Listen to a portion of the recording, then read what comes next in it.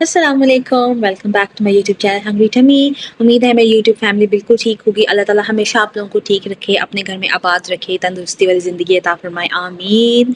तो आज का व्लॉग करते हैं शुरू। आज जो है वो मैंने सोफ़े वगैरह पीछे करके ना सारी जो अपना लिविंग रूम है ना उसकी डीप क्लीनिंग करनी थी। तो सबसे पहले जो है ना मैंने सोफ़े पीछे किए। सोफ़े के नीचे बहुत ज़्यादा गंद होता है। यूजुअली ब्रश वगैरह तो मैं लगाती रहती हूँ, लेकिन फिर भी वो पीछे से इतना ज़्यादा गंद नहीं निकलता। और सोफ़े के नीचे जो है वो डस्ट वगैरह, बाल तो इतने होते हैं, उफ़ अल्लाह! तो मैं समझी बाल की दुकान ही बनी होती है इधर पर क्या कर सकते हैं। तो ये जो प्रोसेस है ना मैं कर लेती हूँ तकरीबन, आप कह लें साल में 2-3 बार या 4 बार तो ये होता ही होता है। आफ्टर एवरी 3 टू 4 मंथ्स या इस तरह करके ना तो करना पड़ता है, क्योंकि वरना इतना ज़्यादा गंद जमा हो जाता है नीचे। कई बार जो होता है कोई लिक्विड चीज़ गिरती है या कुछ तो वो पीछे चली जाती है, तो डस्ट वगैरह। अभी जो है ना कुछ अर्सा पहले मैंने इसको थोड़ा क्लीन किया था, इसलिए आपको बहुत ज़्यादा इधर गंद नज़र नहीं आ रहा। लेकिन फिर भी देखें कितनी डस्ट है, कितने बाल और कोई एक पता नहीं क्या दाग सा जमा हुआ था। मुझे समझ नहीं है कि वो नीचे कैसे चला गया और किस चीज़ का था वो। तो वो बज़ाहिर है उसके लिए मुझे जो है वो अपना ऑल पर्पज़ क्लीनर उस पे स्प्रे करना पड़ेगा, ताकि जो ज़िद्दी दाग होते हैं वो थोड़े से ना नरम पड़ जाते हैं, तो फिर आप उनको आराम से साफ़ कर लेते हैं। मैं कोशिश करती हूँ कि मॉप से ना, मॉप लगाने से पहले ही वो ज़रा हो जाए। अच्छा, सोफ़ों के नीचे हमने वो लगाया हुआ है ना स्टॉपर, तो इसकी वज़ह से वो नीचे ना बाल बहुत ज़्यादा उसके अंदर फँस जाते हैं। तो इस वज़ह से वो सोफ़ा जो है ना वो पुल करना भी बड़ा मुश्किल हो रहा था मुझे, क्योंकि वो जो है ज़ाहिर है वो फ्लोर स्लिप होने से रोकते हैं चीज़ों को। तो हैं तो वो बड़े ज़बरदस्त, लेकिन जब आपने किसी चीज़ को खींचना हो या पुल करना हो ना तो वो बहुत मुश्किल होती है।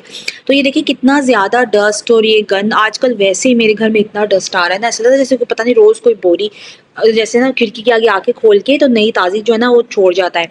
अगर मैं दिन में 2 बार भी ब्रश लगाऊँगी ना तो इक्वल अमाउंट ऑफ डस्ट निकलेगा। डस्ट भी नहीं है, रेत टाइप नहीं होती है ऐसे, वो आ रही है। शायद ये बाहर हवा बहुत चल रही है ना आजकल अल्हम्दुलिल्लाह, तो शायद उस वज़ह से जो ये हो रहा है। तो बाकी वो पहले मैंने जो सोफ़े पीछे किए थे तो मैं पहले उधर मॉप लगा दिया, गर्म पानी, उसमें मैंने डिश वॉशिंग लिक्विड में ये डिश वॉशिंग लिक्विड ही है बस मैंने चेंज किया, तो उसका कलर ग्रीन है।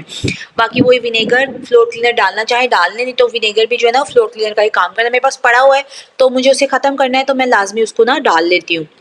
गर्म पानी से ये होता है कि आपके जो सारे दाग वगैरह हैं, जर्म्स वगैरह हैं ना, वो सारे ख़त्म हो जाते हैं। तो मुझे बहुत पसंद है। अब एंटीसेप्टिक जो है ना, वो मैंने नहीं डाला था एंटीसेप्टिक लिक्विड, क्योंकि वो ऑलरेडी मैं जो फ्लोर क्लीनर डाल रही थी उसमें था ऑलरेडी, तो फिर मैंने इसको अवॉइड किया था।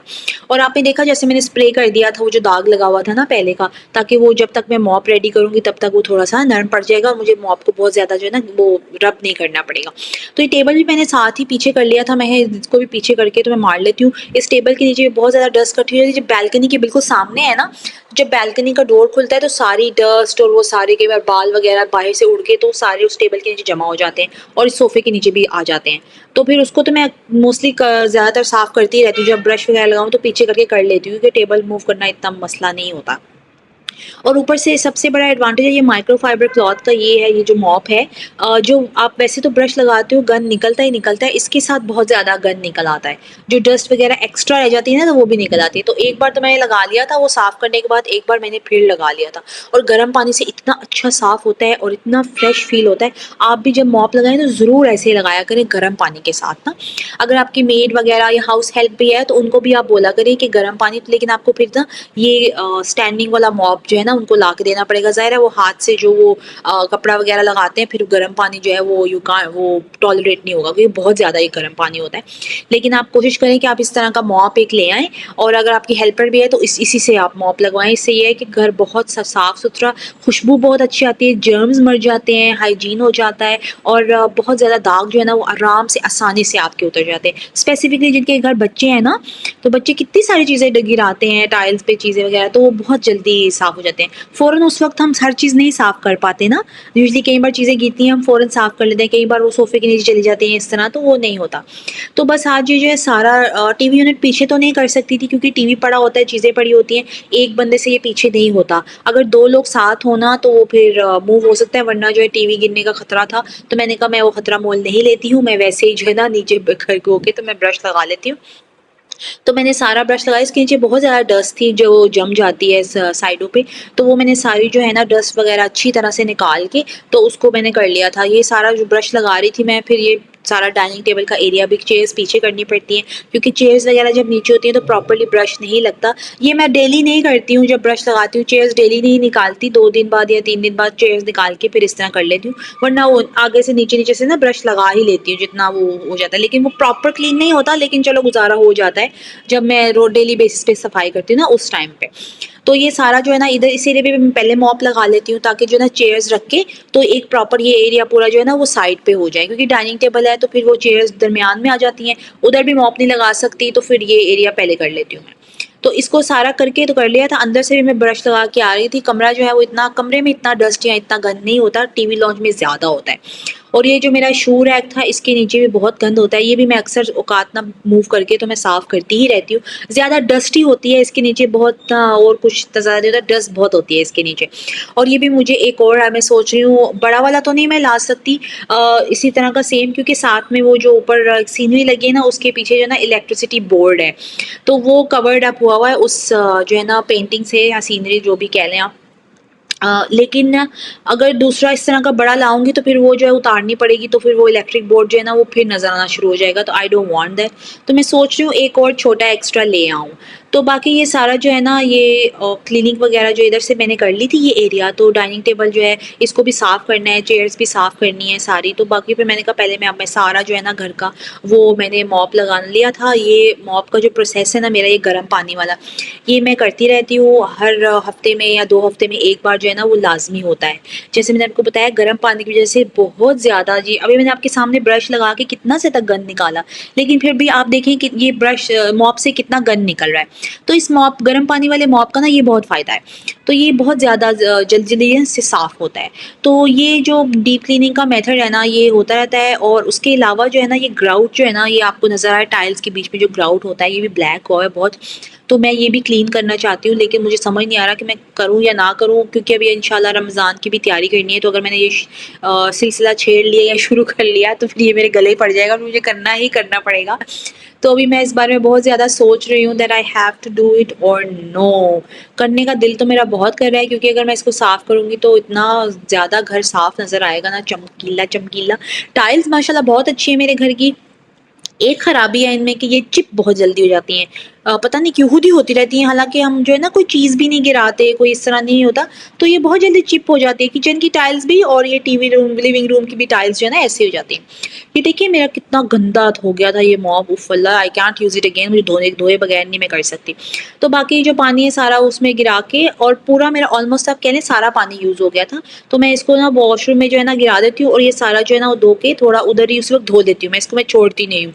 कभी ये गंदे पानी को मत छोड़ें। मैं 1-2 लोगों के घरों में भी गई हूँ, और मैंने खुद पर्सनली देखा है मॉप लगाते हैं और वो वहीं का वहीं पड़ा रहता है उनका मॉप, अंदर पानी, गंदा पानी और मॉप भी वहीं पड़ा रहता है कि हम इसको रीयूज़ कर लेंगे। प्लीज़ ऐसा नहीं करें, ये बहुत अनहाइजीनिक है, गंदा है बहुत, इट्स रियली डिस्गस्टिंग। उसके बाद जो है मैंने ना का सोफ़ा भी, आप जो है ना वो सोफ़ा भी साफ़ जो डीप क्लीन करना था, काफ़ी टाइम से मैंने सोफ़ा जो है ना वो अंदर से नहीं किया था, ऊपर-ऊपर से थोड़ी बहुत वैक्यूम जो है वो कर रही थी मैं। अच्छा प्लीज़ मैं आपको फिर एडवाइस करूँगी आप ये वैक्यूम पे ज़रूर जो है ना वो स्पेंड करें। बड़ी वैक्यूम आपको नहीं भी ज़रूरत आप नहीं लें, लेकिन ये छोटी वाली वैक्यूम आप ज़रूर रखें, ये बहुत ही हैंडी है, बहुत काम आती है। सोफ़ा इतना अच्छा क्लीन होता है इससे, कोई भी चीज़ आपने ड्रॉर्स हो गए, चीज़ें साफ़ करनी हो, बहुत अच्छा ये इसका जो प्रेशर है बहुत अच्छा है। मुझे लगा था एवं नॉर्मल सी होगी, लेकिन ये तो माशाल्लाह बहुत ज़बरदस्त है एंड इट्स लाइक पैसा वसूल।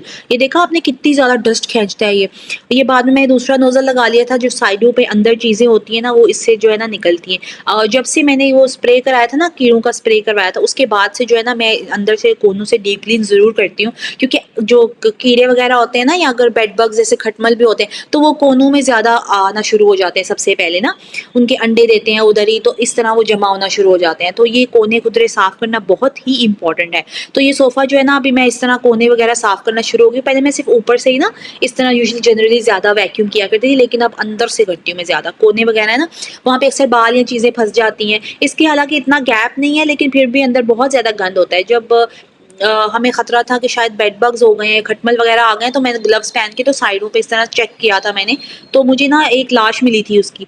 तो फिर जो है ना उसके बाद हमने जो स्प्रे कराया था ना उससे अल्हम्दुलिल्लाह कुछ भी नहीं, अल्हम्दुलिल्लाह बिल्कुल ठीक हो गया हर चीज़। पहले उन्होंने आके स्प्रे किया था, फिर उन्होंने आके ना एक पाउडर सा होता है व्हाइट कलर का, उसका नाम मैं मुझे प्रोनाउंस करना नहीं आ रहा, डर्मा समथिंग इस तरह करके ना पाउडर होता है, वो ह्यूमन्स को नुकसानदेह नहीं होता, तो वो उन्होंने पूरा ना डाल के तो छोड़ दिया था। वो 1-2 दिन आपने छोड़े रखना होता है, वो आपको उससे कोई ना खतरा नहीं होता। जो दवाई स्प्रे करते हैं ना, उसके बाद आपने घर से जाना होता है, वो बहुत ज़्यादा वो साँस बंद होता है उससे। तो वो सारा बहुत अच्छी तरह हमने जो है ना वो स्प्रे करवाया था, तो ये बाद में जो है ना अल्हम्दुलिल्लाह हमें कोई मसला नहीं हुआ, अल्लाह का शुक्र है। तो ये देखिए कितना ज़्यादा डस्ट निकला है, ये देखिए फ़िल्टर चेक करें इसका। अच्छा, इस वैक्यूम की सबसे इम्पोर्टेंट चीज़ है कि आप इसका फ़िल्टर जितना साफ़ और जितना क्लीन रखेंगे ना, आपकी वैक्यूम उतनी ज़्यादा पायदार, उतनी ज़्यादा चलेगी। तो ये आपके ऊपर है, ठीक है? क्योंकि ये उतनी ज़्यादा फैंसी नहीं है, इट्स जस्ट नॉर्मल वन। तो मेरा घर तो अल्हम्दुलिल्लाह साफ़ हो गया था, बाकी जो अगला व्लॉग है उसमें मैं सारी डस्टिंग और जो ड्रॉर्स वगैरह क्लीन है, वो करूँगी। आई होप आपको आज का व्लॉग अच्छा लगेगा। अपनी दुआओं में याद रखिएगा। अल्लाह ताला हमेशा आप लोगों का हामी और नासिर रहे। आमीन सुम्मा आमीन। मिलते हैं अगले व्लॉग में नई चीज़ों के साथ, नई बातों के साथ। तब तक के लिए अल्लाह हाफ़िज़।